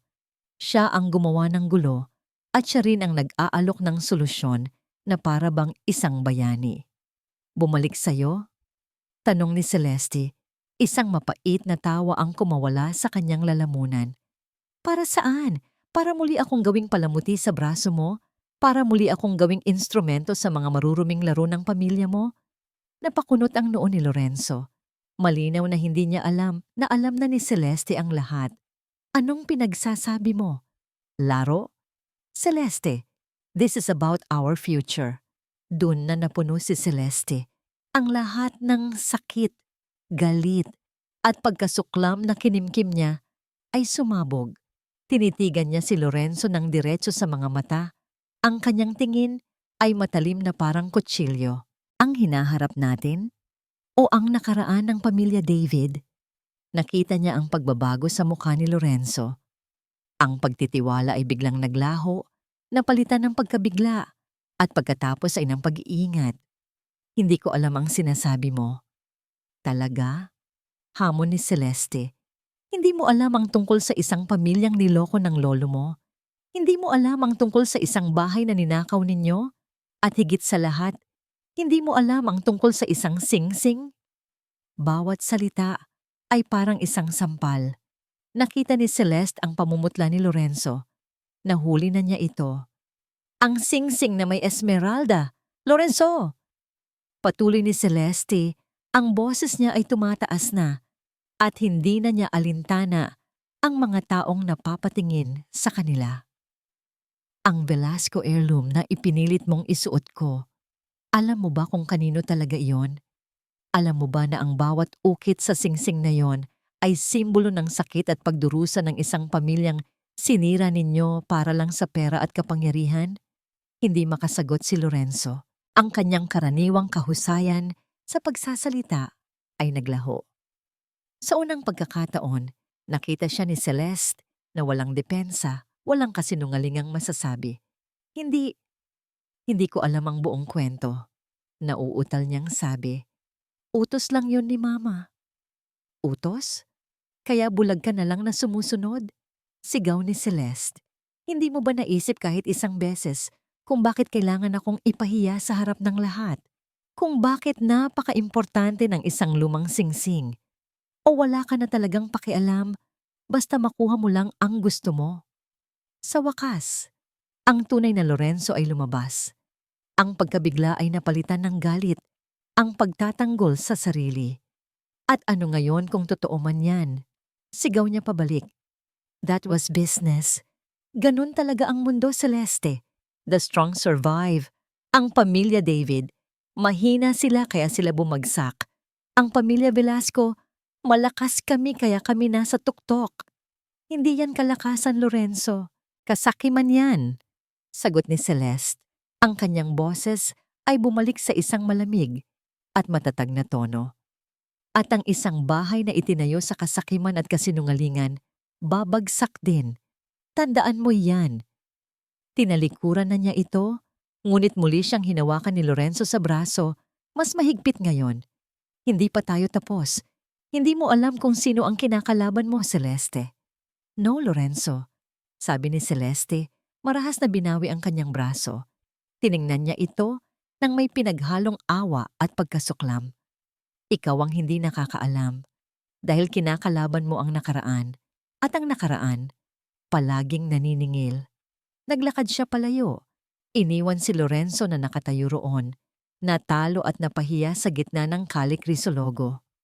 Bawat hakbang ni Celeste ay mas magaan kaysa dati. Ang pagkakasala ay napalitan ng isang bagong layunin. Hindi na siya biktima, isa na siyang mandirigma. At ipaglalaban niya hindi lang ang bahay, kundi ang hustisya para kay Elias. Ngunit pagdating niya sa kanyang tinutuluyan, isang tawag ang nagpabagsak sa lahat ng tapang na yon. Ang boses sa kabilang linya ay hindi kay Lorenzo. Ito ay mas malamig, mas mapanganib. Architect Reyes, sabi ng boses ni Doña Esmeralda Velasco. I heard about the little scene you made. You have made a very big mistake. I will destroy your career. Ang banta ni Doña Esmeralda ay hindi isang hungkag na salita. Ito ay isang pangako. At ang isang Velasco ay laging tumutupad sa ganoong uri ng pangako. Kinabukasan, nagsimulang bumagsak ang mundo ni Celeste. Ang una ay isang opisyal na liham mula sa Professional Regulation Commission. Isang formal na reklamo ang isinampal laban sa kanya para sa unethical practices and professional misconduct na isinumite ng isang hindi kilalang kliyente. Bilang resulta, ang kanyang lisensya bilang arkitekto ay pansamantalang sinuspinde habang iniimbestigahan ang kaso. Ang kanyang pangalan, ang kanyang reputasyon na pinaghirapan niya ng maraming taon ay biglang nadungisan ng isang kasinungalingan. Pakiramdam niya ay hinubaran siya ng kanyang pagkatao. Kasunod nito, tumawag si Mang Jun. Ang boses ay puno ng pagkatalo. Ang Historical Society, na binantaan din ng mga Velasco sa likod ng mga eksena, ay napilitang bawiin ang kanilang suporta. Wala na silang pondo, wala ng proyekto. At ang huling dagok, ang pinakamasakit sa lahat, ay nang dumating ang mga opisyal ng munisipyo, dala ang isang court order. Isang malaking notice of closure ang ipinaskil nila sa harap ng tarangkahan ng bahay David. Ang bahay ay opisyal ng isinara at selyado. Nakatayo si Celeste sa kabilang kalsada, pinapanood ang mga trabahador na naglalabas ng kanilang mga natitirang kagamitan. Ang mga tunog ng kanilang mga martilyo at lagare, na dati musika ng paglikha, ay napalitan ng katahimikan ng pagkabigo. Ang bahay David, na naging simbolo ng kanyang pagbangon, ay naging isang monumento ng kanyang pagbagsak. Nakita niya si Elias na nakatayo sa may beranda, ang huling taong lumabas bago ikandado ang pinto. Ang mukha nito ay parang bato, ngunit ang mga mata nito ay nagliliyab sa galit. Nagtama ang kanilang mga paningin. Umasa si Celeste na makakita ng pag-unawa, ng pakikiramay. Ngunit ang nakita niya ay isang pader ng yelo. Nilapitan siya ni Elias. Ang bawat hakbang nito ay tila isang akusasyon. "Ito na ba yun?" tanong ni Elias. Ang boses ay mahinahon ngunit puno ng pait. "Susuko ka na. Babalik ka na sa Maynila, sa komportable mong buhay at iiwan mo ang lahat ng ito." "Hindi, Elias. Hindi sa ganoon." Nagsimulang magpaliwanag si Celeste, ngunit pinutol siya nito. "Nakita ko kung paano kanya tiningnan," sabi ni Elias, tumutukoy kay Lorenzo. "At kung paano mo siya hinarap. Akala ko, sa isang saglit akala ko naiintindihan mo na. Pero takot ka pa rin, hindi ba? Mas malakas pa rin ang takot mo sa kanila kaysa sa paninindigan mo para sa tama." Ang mga salita ay parang mga sampal. Hindi niya naiintindihan. Siya ang lumaban. Siya ang nagsakripisyo. "Hindi ako natatakot," giit ni Celeste. Ang boses ay nanginginig. "Sinuspindi ang lisensya ko, Elias. Wala na tayong pondo. Anong gusto mong gawin ko?" "Ang gusto kong gawin mo ay lumaban," sigaw ni Elias. Sa unang pagkakataon ay nawala ang kanyang pagpipigil. "Pero pare-pareho lang kayo. Kapag nahihirapan na, kapag may panganib na, tumatakbo kayo. Ang bahay na ito ay hindi lang isang proyekto, Celestina. Buhay ko ito. Buhay ng pamilya ko. At para sa'yo, isa lang itong istasyon bago ka bumalik sa dati mong buhay." Ang bawat salita ay tumagos sa puso ni Celeste. Ang sakit ng pag-aakusa mula sa taong nagsimula na niyang pahalagahan ay mas masakit pa kaysa sa lahat ng ginawa ng mga Velasco. Hindi na siya nakasagot. Anong sasabihin niya na siya rin ay nawalan? Na ang buong buhay niya ay gumuho rin? Para kay Elias, ang kanyang pagkawala ay maliit na bagay kumpara sa trahedya ng pamilya nito na dala-dala niya sa kanyang balikat. Tinalikuran siya ni Elias nang walang isa pang salita at naglakad palayo sa kabilang direksyon. Naiwan si Celeste na nakatayo roon mag-isa. Lahat ay nawala. Ang kanyang karera, ang kanyang proyekto, ang tiwala ng mga taong umaasa sa kanya, at ang tanging taong nakakita sa tunay na siya. Tinalikuran siya ng lahat. Ang lakas na naramdaman niya matapos harapin si Lorenzo ay naglaho na parang bula. Siya ay talunan. Isang arkitekto na walang lisensya. Isang mandirigma na walang sandata. Isang babaeng walang matatatakbuhan. Gabi na. Ang mga ilaw sa mga bahay sa Vigan ay nagsimula nang magsindi, mga maliliit na patak ng init sa malamig na gabi. Ngunit para kay Celeste, ang buong mundo ay madilim. Naglakad siya ng walang patutunguhan hanggang sa marating niya ang plaza. Umupo siya sa isang bakanteng bangko sa ilalim ng isang malaking puno ng akasya. Dito na ba nagtatapos ang lahat? Babalik ba siyang talunan sa Maynila, dala ang kahihiyan at pagkabigo, at hahayaan ang mga Velasco na manalo? Oo, siguro nga. Siguro ay tama si Elias. Siguro ay takot nga lang siya. Kinuha niya ang kanyang telepono at tiningnan ang schedule ng mga boss pabalik ng Maynila. Mayroong isa na aalis bago maghating gabi. Tumayo siya, ang bigat ng buong mundo ay nasa kanyang mga balikat. Handa na siyang sumuko. Naglakad siya patungo sa terminal ng bus. Bawat hakbang ay isang pag-amin ng kanyang pagkatalo. Habang papalapit siya sa hintayan, isang anino ang humarang sa kanyang daraanan. Inangat niya ang kanyang tingin, handang sabihin na umalis ito sa kanyang daan. Ngunit natigilan siya. Nakatayo sa harap niya si Elias. Ang mukha nito ay hindi nagalit. Sa halip, ito ay puno ng isang bagay na mas malalim, isang pinaghalong pagsisisi at isang kislap ng desperadong pag-asa. Sa kanyang mga kamay, may hawak itong isang luma at naninilaw na dokumento. "May nakita ako," sabi ni Elias. Ang boses ay mahina, ngunit may bagong bigat.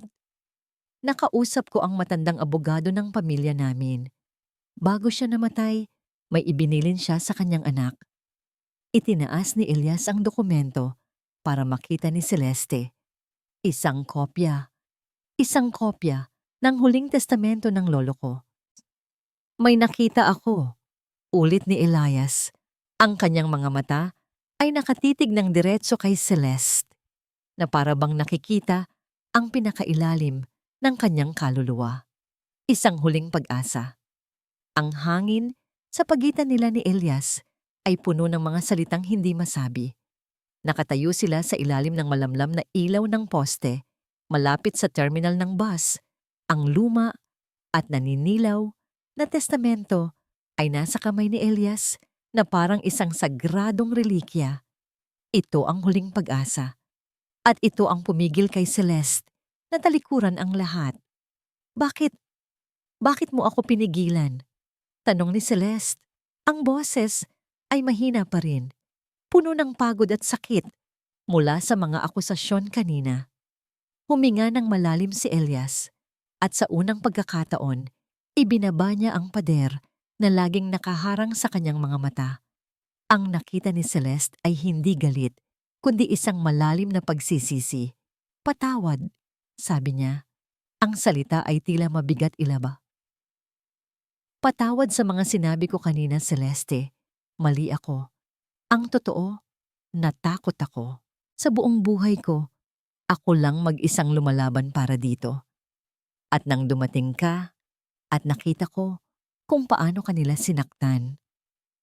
Natakot ako na baka sa huli, tulad ng lahat, ay bibitaw ka rin.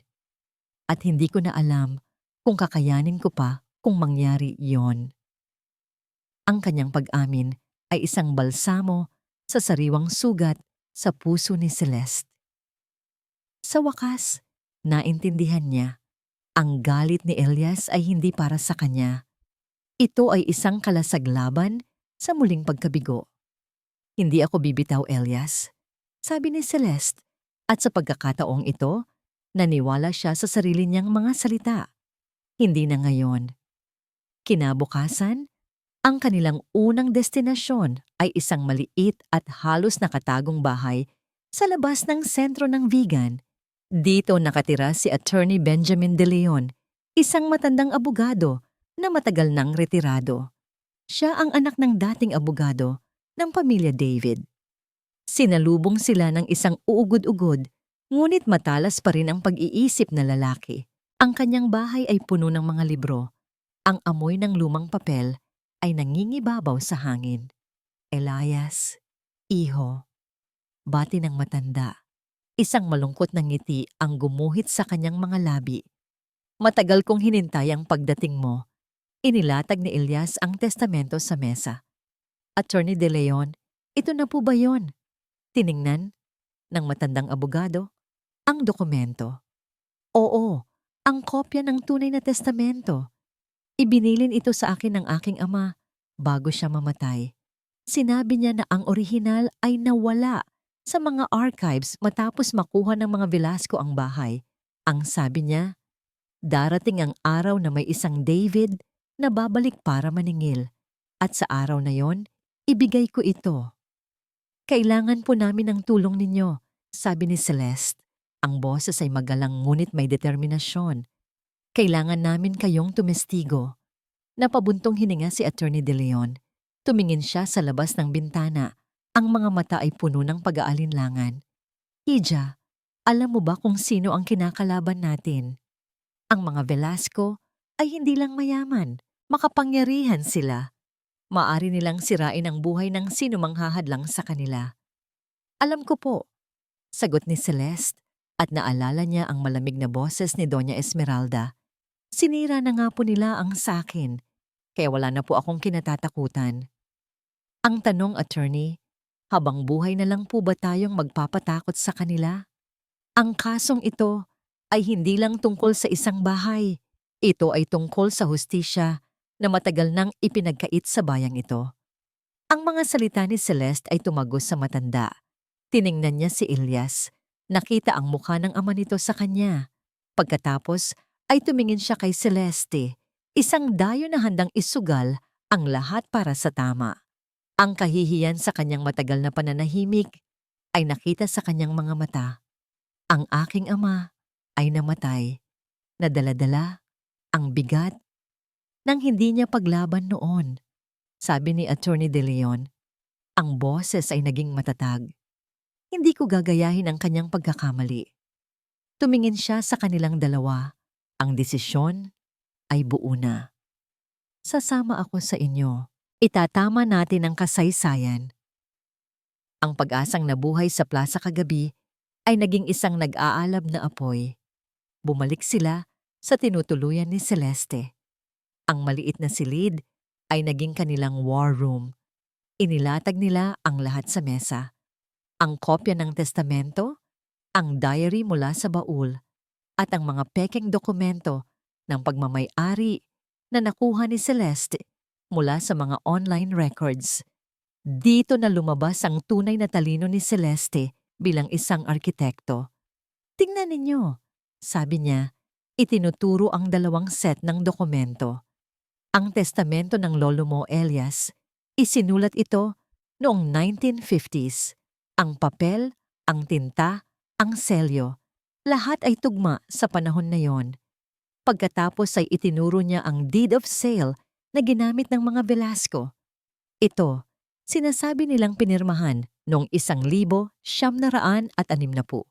Pero tingnan ninyo ang technical description ng property. Ginamit nila ang terminong TCT o Transfer Certificate of Title. Ang terminong yan ay naging standard lang sa land registration noong kalagitnaan ng 1970s. Pagkatapos ng isang presidential decree, imposibleng nagamit na ito noong 1960. Napatingin si Elias at si Attorney De Leon sa kanya ng may paghanga. At hindi lang yan, patuloy ni Celeste, ang kanyang mga mata ay kumikinang sa sigasig.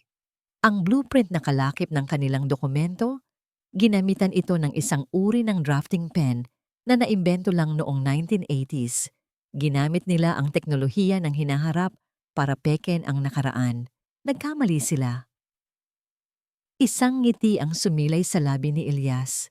Hindi ito isang masayang damyang ngiti, kundi isang nangiti ng isang mandirigmang nakakita ng siwang sa baluti ng kanyang kalaban. Magdamag silang nagtrabaho. Si Attorney De Leon ang nag-ayos ng mga legal na argumento. Si Elias ang nagbigay ng mga testimonya at kwento ng pamilya. At si Celeste ang nag-ugnay sa lahat. Ang kanyang matalas na mata sa detalye ang naging kanilang pinakamalakas na sandata. Hindi na sila dalawang taong sinaktan ng tadhana. Sila ay isang team, isang puwersa na handang bawiin ang ninakaw sa kanila. Kinaumagahan, habang sumisikat ang araw, tapos na sila. Ang lahat ng ebidensya ay nakaayos na. Ang kanilang plano ay buo na. Humarap si Celeste kay Elias. Handa ka na ba? Tumango si Elias. Ang kanyang mga mata ay puno ng tiwala. Hindi lang sa kanilang ebidensya, kundi kay Celeste. Ikaw ang tanungin ko, handa ka na ba? Kinuha ni Celeste ang kanyang telepono. Isang malamig na determinasyon ang bumalot sa kanya. Hinanap niya ang numero ni Lorenzo. Oras na para ihayag ang kanilang pagdating. Nagring ito ng 2 beses bago sumagot si Lorenzo. Ang boses ay may halong pagkainis at pagtataka. Celeste, I told you not to. Hindi ako napatawag para makipagtalo, Enzo. Putol ni Celeste.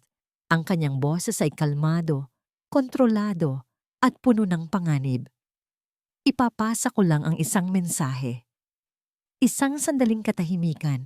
Sabihin mo sa nanay mo, magkita tayo sa press conference para sa bago ninyong proyekto sa Sabado.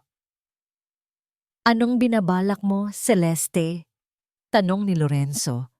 May bahid na ng kaba sa kanyang boses. Ngumiti si Celeste. Isang ngiting hindi nakikita ni Lorenzo, ngunit tiyak na mararamdaman nito ang lamig. Mayroon lang akong gustong ipakita sa lahat.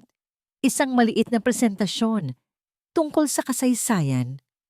Ang Grand Ballroom ng parehong hotel kung saan gumuho ang mundo ni Celeste ay muling napuno ng mga maimpluwensyang tao. Ngunit sa pagkakataong ito, hindi ito isang engagement party, kundi isang press conference para sa pinakabagong at pinakamalaking proyekto ng Velasco Corporation. Ang mga kamera ay kumikislap, ang mga reporter ay sabik na naghihintay, at sa entablado, nakatayo si Doña Esmeralda Velasco, ang imahe ng kapangyarihan at tagumpay.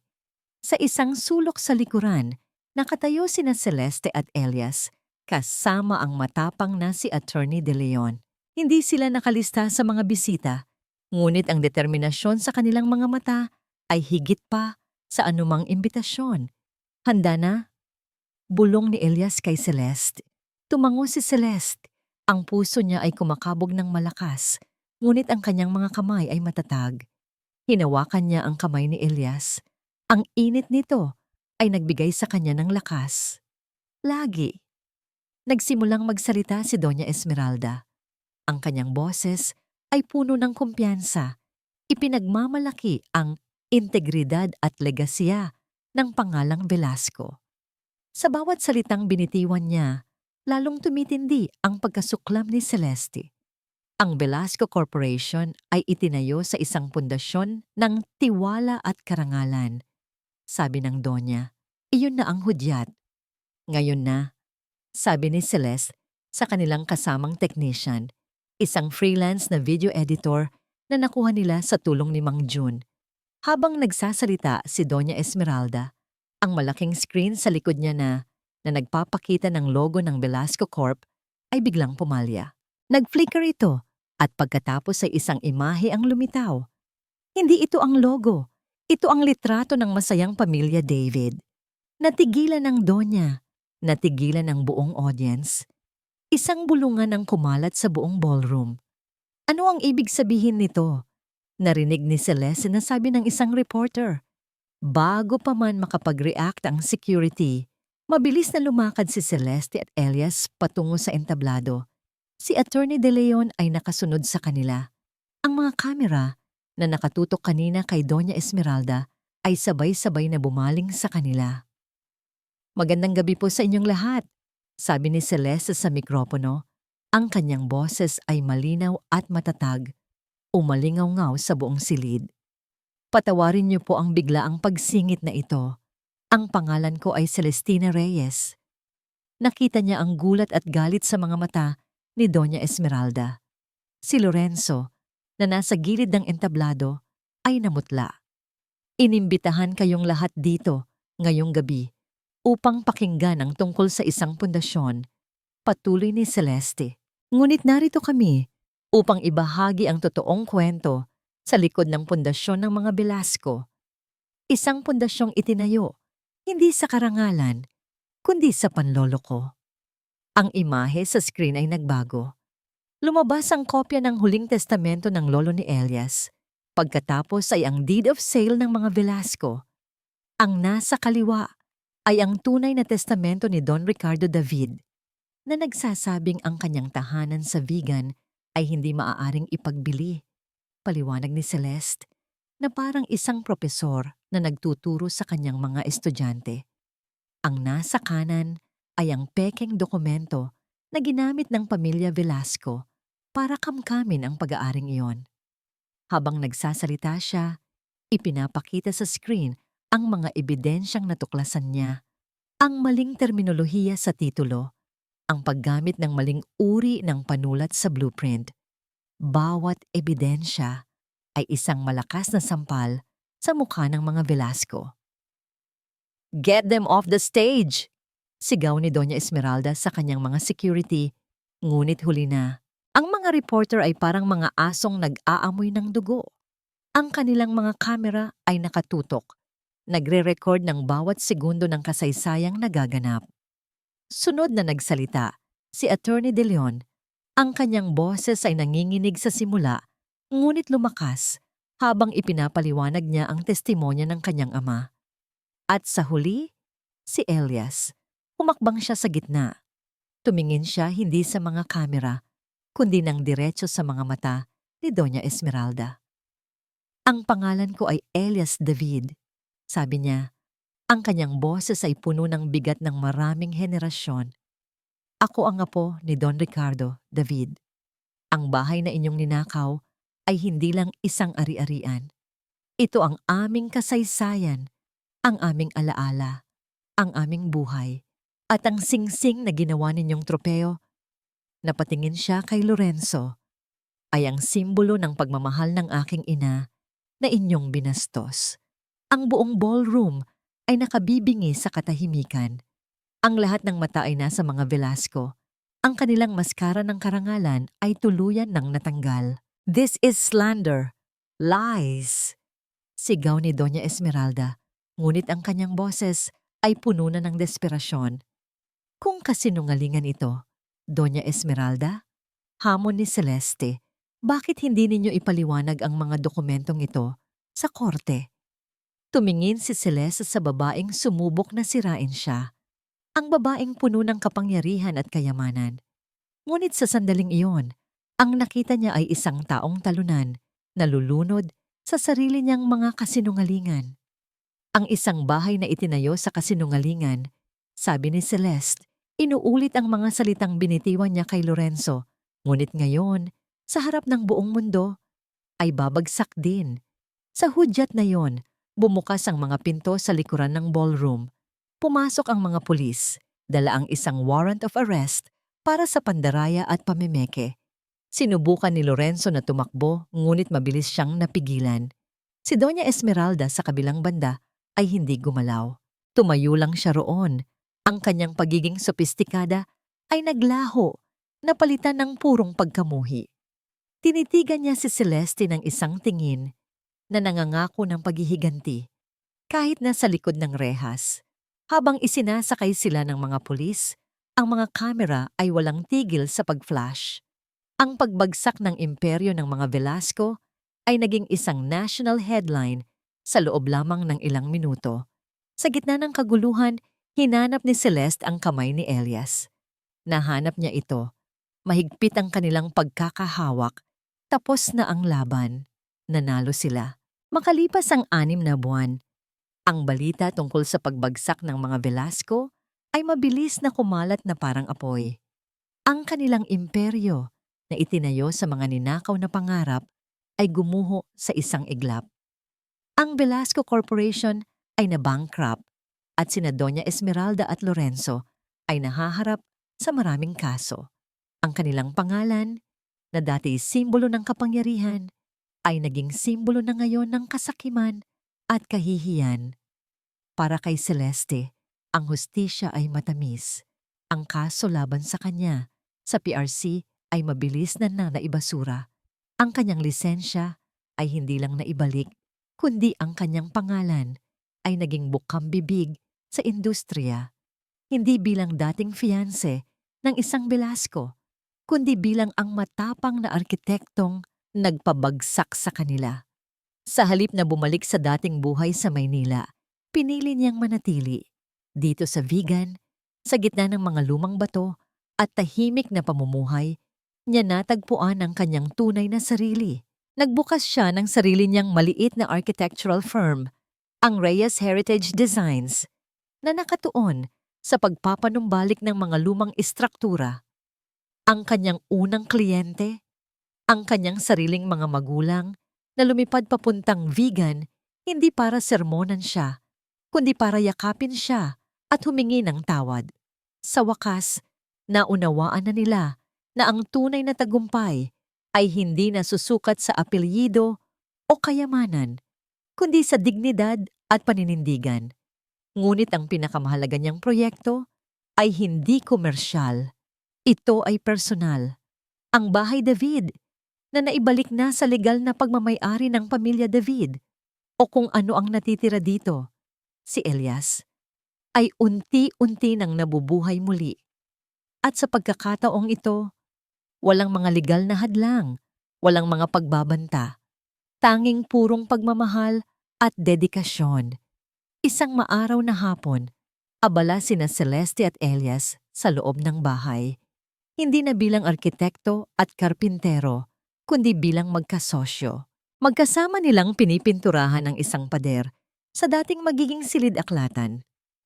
Ang amoy ng sariwang pintura ay humalo sa amoy ng lumang kahoy, isang perpektong kombinasyon ng bago at luma. Medyo mas mataas pa sa kaliwa, sabi ni Celeste, habang pinagmamasdan ang pagpipintura ni Elias. Ikaw na kaya dito, Ma'am Architect?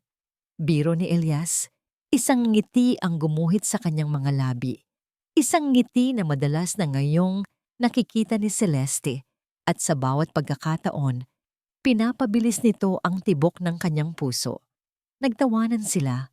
Ang kanilang samahan ay itinayo hindi sa mga matatamis na salita, kundi sa mga pinagsamahang pagsubok, sa pag-unawa at sa tahimik na paghanga sa isa't isa. Sa pagbubuo nilang muli sa bahay, sabay din nilang binubuo ang mga nasirang bahagi ng kanilang mga puso. Matapos ang kanilang gawain, naupo sila sa beranda. Pinapanood ang paglubog ng araw. Ang ginintuang kulay nito ay nagbigay ng isang mainit na sinag sa buong kabahayan. Naalala mo ba nung una tayong nagkita dito? Tanong ni Celeste. Akala ko, ikaw na ang pinakamasungit at pinakmayabang na karpintero sa buong mundo. At akala ko na naman, isa ka lang sa mga mayayamang taga-Maynila na walang alam kundi mag-utos. Sagot ni Elias tumatawa. Pareho pala tayong mali. Tumingin siya kay Celeste. Ang kanyang mga mata ay seryoso na ngayon. Celeste, salamat. Kung hindi ka dumating, baka hanggang ngayon, isa pa rin akong anino sa loob ng sarili kong tahanan. Ikaw ang nagbigay sa akin ng lakas ng loob na lumaban. Hindi, Elias. Pagtatama ni Celeste. Nasa iyo na ang lakas na yon. Kailangan mo lang ng isang taong maniniwala sa iyo. Isang komportableng katahimikan ang namagitan sa kanila. Pagkatapos ay may kinuha si Elias mula sa kanyang bulsa. Hindi ito isang singsing, hindi isang mamahaling hiyas. Ito ay isang luma at medyo kinakalawang na susi. Hindi ko kayang ibigay sa iyo ang kayamanan na kaya niyang ibigay, sabi ni Elias. Ang boses ay puno ng sinseridad. Wala akong maipapangakong mga mansyon o mga granding party. Iniabot niya ang susi kay Celeste. Pero maibibigay ko sa iyo ang isang tahanan. Isang tahanang itinayo natin ng tama mula sa pundasyon. Kinuha ni Celeste ang susi. Ang bigat nito sa kanyang palad ay mas may halaga kaysa sa anumang diamante. Ang kanyang mga mata ay napuno ng luha, ngunit sa pagkakataong ito, mga luha ng purong kaligayahan. Tumingin sila sa bahay na unti-unti nang nabubuo. Hindi na ito isang simbolo ng pagkawala, kundi isang testamento ng kanilang katatagan. Itinayo natin ito ng tama, bulong ni Elias. Inuulit ang mga huling salita ng kanilang pag-uusap noon. Ngumiti si Celeste. Ang puso niya ay puno ng kapayapaan at pag-ibig. Sumandal siya sa balikat ni Elias at tiningnan ang papalubog na araw. Oo, sagot niya, sa tamang pundasyon. Sa huling bahagi ng kwentong ito, malinaw na ang pagbagsak ng imperyo ng Velasco ay hindi lamang tungkol sa pagkawala ng kapangyarihan, kundi pagbabalik ng hustisyang matagal na ipinagkait. Ang tapang ni Celestina na putulin ng isang relasyong winawasak ang kanyang dignidad ang naging unang hakbang tungo sa katotohanan. Sa vegan, sa gitna ng mga lumang pader ng Bahay David, unti-unting nabunyag ang mga kasinungalingang itinayo ng yaman at impluensya. Kasama si Elias, isang taong ninakawan ng tahanan at pagkakakilanlan. Naging saksi tayo kung paano bumabalik ang karapatan sa mga taong matiyagang lumalaban ng may dangal.